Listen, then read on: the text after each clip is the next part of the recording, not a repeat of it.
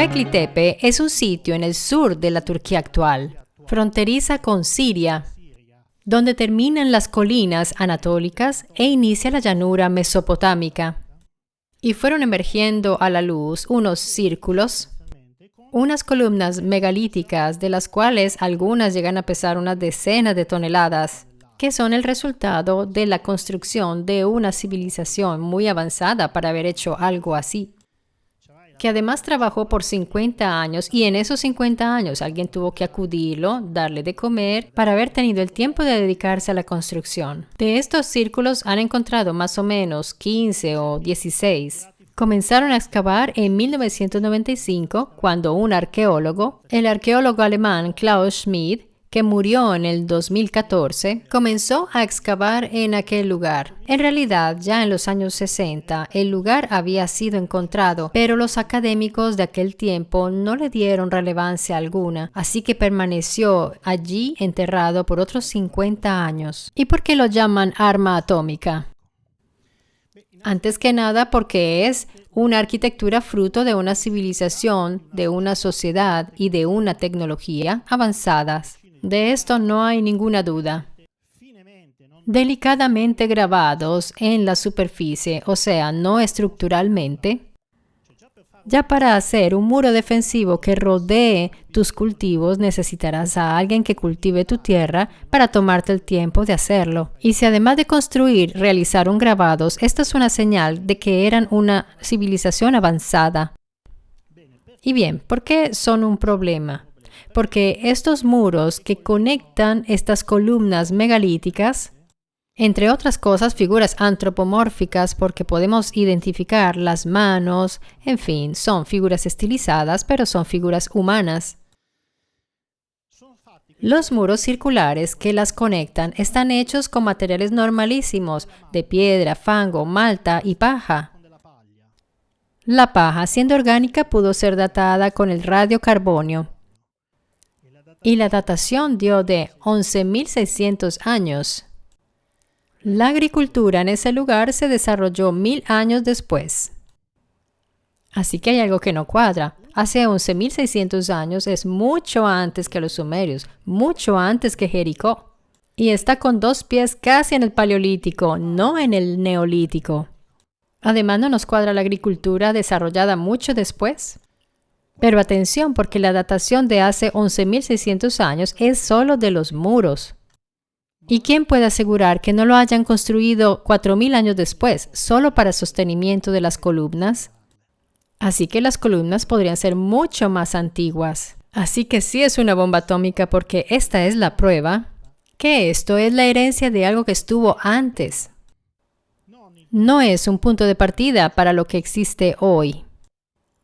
Las raíces de Göbekli Tepe están en el antes que nosotros, no en el después de nosotros. Si nos corremos un poco, unos kilómetros siempre en Turquía, surgen todavía más pruebas de que hubo una civilización muy avanzada. Y aquí estamos en Derinkuyu. Derinkuyu es una ciudad que fue excavada en el sustrato de la roca volcánica de Turquía. Una ciudad de 13 niveles y aquí estamos a 80 metros del nivel de la superficie. Fue descubierta en los años 60 cuando alguien, excavando en el suelo de su sótano, en su casa, vivía aquí, tal vez para hacer la cava del vino, cayó al vacío, cayó en uno de estos cunículos y se descubrió todo esto. ¿Y por qué llamo a Derinkuyu como la tecnología de los dioses? Pues bien, observen cómo está hecha Derinkuyu. Derinkuyu no tiene una sola piedra traída desde afuera, un solo ladrillo del exterior, ni un palo de madera. Tomaron todo el bloque de roca volcánica y lo excavaron estructuralmente y lograron extraer cada columna para sostener cada nivel, la plancha, de manera que todo estuviera en pie. No se ha producido nunca un derrumbe desde que la hicieron. Esta es una obra de ingeniería fuera de este mundo, porque tienes que calcular el grosor de las columnas para que no se venga abajo, desde el primer piso hasta el último. Esta roca volcánica no es muy sólida, es fácil de excavar. La dificultad es mantenerla en pie, no excavarla. ¿Y qué nos dice la arqueología oficial? Arqueólogos y estudiosos sostienen que sea probable, aún manteniendo un poco de incertidumbre, que Derinkuyu fue un refugio temporal. Temporal, y esa es la genialidad. Durante las invasiones y que fue construida alrededor del 800 a.C. por los frigios, un pueblo que habitó en ese lugar, aquellos del Gorro y de la Eneida. Hablemos de ese refugio temporal. Pero por favor, díganme ustedes, ¿harían algo así solo por un refugio temporal? Es como si uno dice, me voy de vacaciones a Roma y me construyo todo un conjunto residencial. Temporalmente, me estoy ahí el fin de semana y luego me voy. O sea, la lógica es esta, temporal. Pero lo mejor es para defenderse de las invasiones. Pero ustedes han visto alguna vez que durante una invasión y llegan los malvados con la caballería, uno hace un hueco en la tierra y se entierra allí. Basta poner unas ramitas, enciendes y tienes la muerte del topo. ¿Pensaron alguna vez que los castillos los hacen en lugares altos como lugar estratégico para defenderse? Estos eran idiotas. Eran tan idiotas que decidieron hacer un refugio subterráneo para esconderse, pero eran unos genios de ingeniería para haber construido semejante cosa. Algo inimitable. Pero ¿dónde está la lógica de este razonamiento? Y añado algo más. Estos son los frigios, que están en su territorio, pero alcanzan a ver que se están acercando las tropas enemigas, los bárbaros. Entonces, ¿ellos qué deciden hacer? Se ponen a excavar para defenderse, hacer huecos como topos durante 3 siglos para defensa.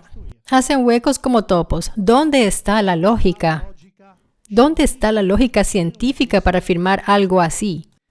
Es también interesante poder hacer una pequeña investigación sobre este objeto misterioso, quién lo hizo y sobre todo cuándo. Entre otras cosas, atención con lo que aquí está escrito. Podemos añadir más pruebas textuales que indican la orilla del río como terreno de fundación de los dominios sagrados, porque recordemos que la Gran Pirámide está exactamente sobre la orilla del río Nilo. Robert Bauval junto a Graham Hancock con la inclinación estableció que la esfinge miraba exactamente la constelación del León hace 10.500 años antes de Cristo y en ese preciso momento las pirámides se alineaban con las 3 estrellas del cinturón de Orión. Esto pondría a la Gran Pirámide en una datación muy distinta que aquella de la Cuarta Dinastía. Schwaller, que era un geólogo alsaciano del 1800, seguido luego de Schock y antes que Anthony West, hizo otro análisis. Observó las erosiones de la cuenca de roca calcárea al interior de la esfinge, y estas son erosiones provocadas por agua de lluvia. El problema es que en esa zona no llueve desde hace 8.000, 9.000 años. La misma historia de Malta, son siempre las mismas cosas. Se necesitaron milenios para que se formaran. Así que no le hicieron 2.500 años antes de Cristo, le hicieron mucho antes. Se erosionó el contorno de la esfinge y las canteras de piedra caliza de los alrededores deberían haberse erosionado del mismo modo, si tuvieran la misma edad. En cambio, no se erosionaron. Estas canteras no tienen las marcas verticales de la erosión. ¿Por qué? Porque son dinásticas. Estas fueron hechas hace 2.500 años. No la cuenca de la esfinge, es muy evidente. De hecho, se hizo un análisis muy aproximativa, pero interesante.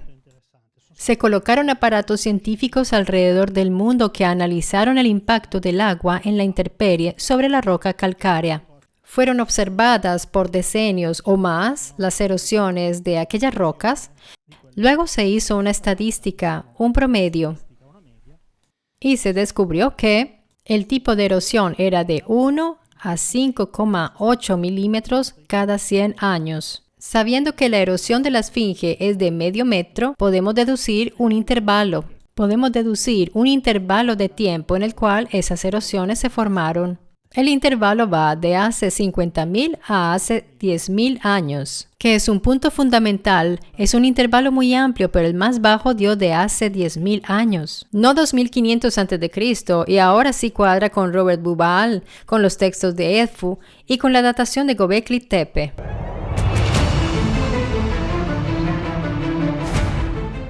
Esta es la reconstrucción mal hecha, pero pretendamos que sea correcta, del mundo antes del Younger Dryas. Este era el mundo de antes, porque el nivel del mar eran 130 metros más bajo. ¿Y por qué les digo que está mal este mapa? Porque partimos del concepto erróneo que si el mar varía en sus profundidades, se debe a que hay más o menos agua. Concepto erróneo porque podría moverse el fondo marino. Ese es el error, pensar que dependa solo del subirse o bajarse el agua y no de la profundidad del fondo.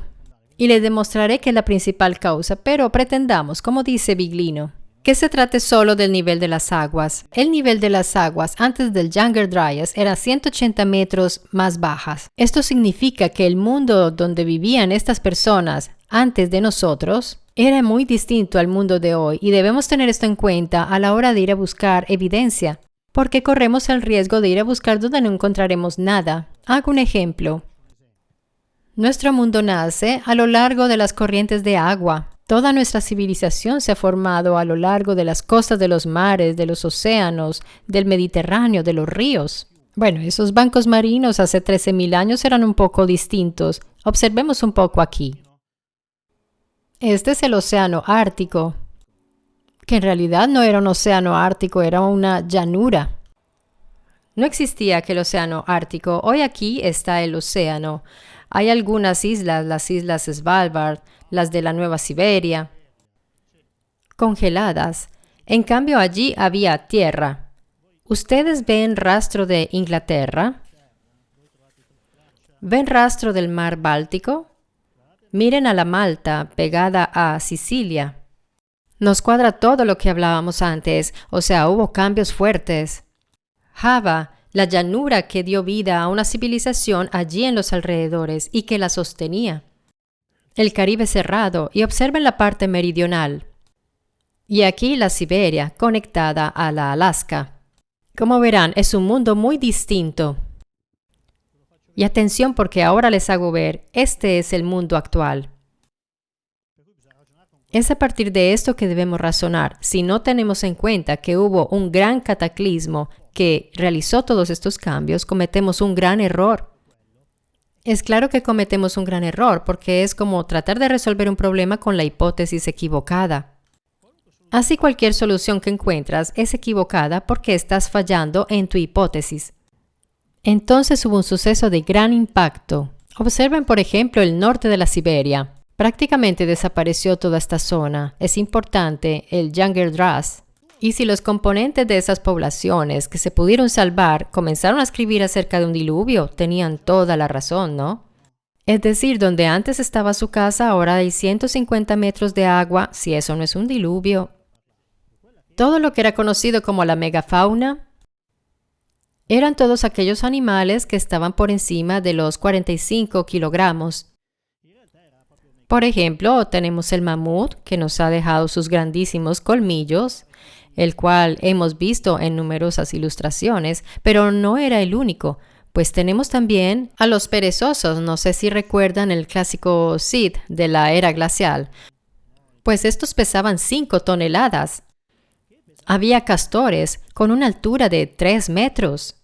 Había osos que pesaban como un X5. ¿Entienden? Así que era todo mega. Era de verdad una fauna enorme.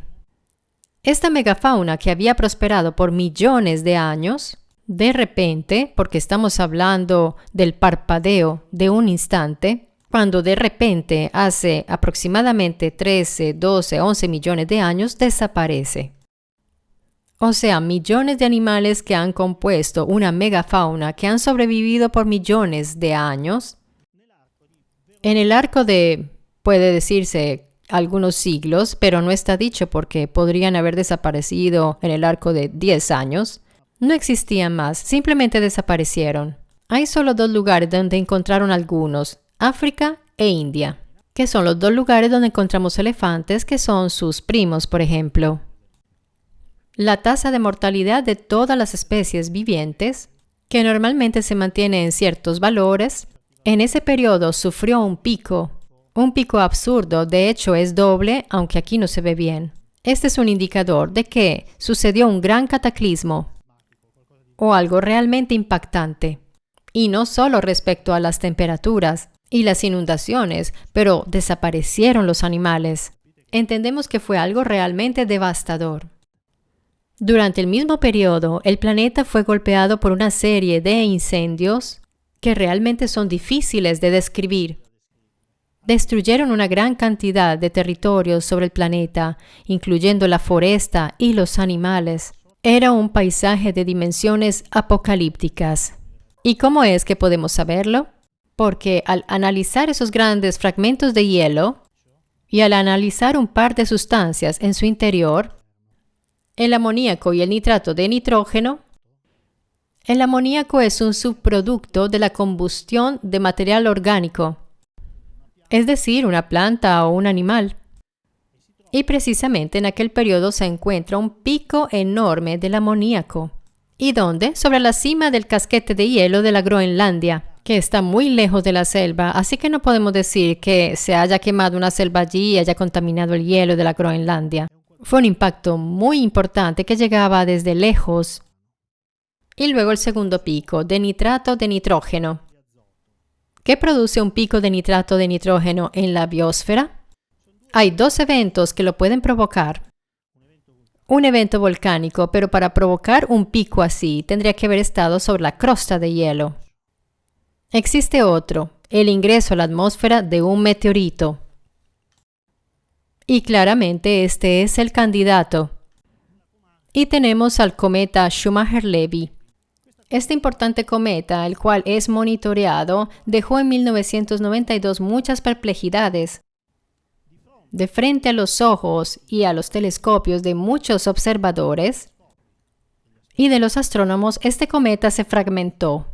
Se fragmentó en 21 pedazos, creando esta ráfaga de ametralladora de 21 fragmentos alineados en el cielo. Y se fragmentó porque, pasando cerca a Júpiter, que tiene una fuerza de atracción increíble, de hecho Júpiter es nuestro escudo, porque es un poco como un arquero del sistema solar. Se acercó demasiado y lo vemos en su órbita. Superó el límite de las rocas. El límite de las rocas es aquel que está entre las fuerzas gravitacionales que atraen los planetas y supera la cohesión de los dos objetos mismos. En este caso, el cometa que se fragmentó inmediatamente. Después de 2 años, en 1994, todos los telescopios espaciales tipo el Hubble fueron proyectados hacia el cometa porque éste estaba en ruta de colisión con el planeta Júpiter. Es decir, lo que quedaba del cometa, o sea, los 21 fragmentos, como balas de metralleta. Al inicio pensaban que no verían nada porque Júpiter es tan grande y el cometa tan pequeño que se pensaba que era insignificante.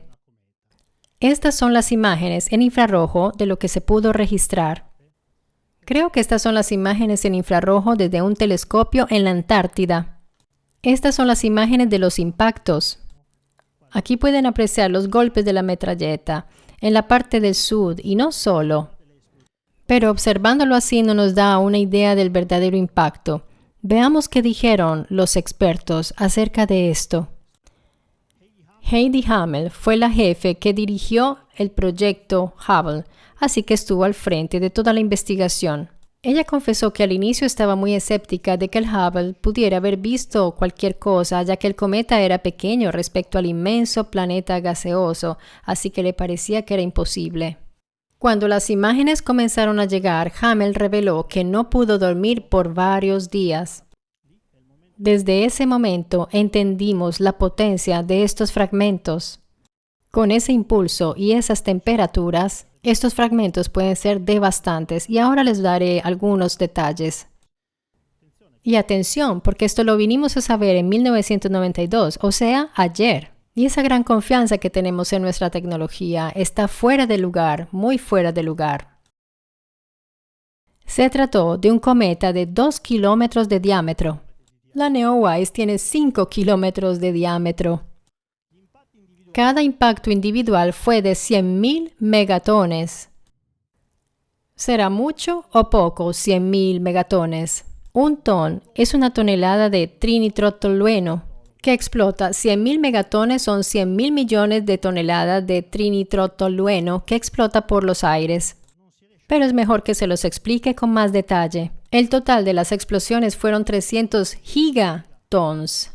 En total, para entenderlo mejor, si nosotros tomamos el arsenal nuclear de la Tierra en el momento de la máxima expansión de la Guerra Fría, o sea, el arsenal nuclear francés, inglés, americano, soviético, indio, pakistaní, israelí, todos aquellos que tienen la bomba atómica, y la lanzáramos todas juntas, nos daría una potencia de 6,4 gigatons. Aquel impacto del Schumacher-Levy generó 300 gigatons. Veámoslo de otro modo. Porque Júpiter es el gigante del sistema solar. Observen las proporciones. Esta es nuestra maravillosa Tierra. Y este es Júpiter. Ahora le ponemos a Júpiter los impactos. Bastaría solo un fragmento, un pedazo. Hasta menos. Ya entendieron por qué los cometas podrían ser un problema. ¿Y por qué los mayas miraban siempre al cielo? Porque el verdadero peligro viene de allá.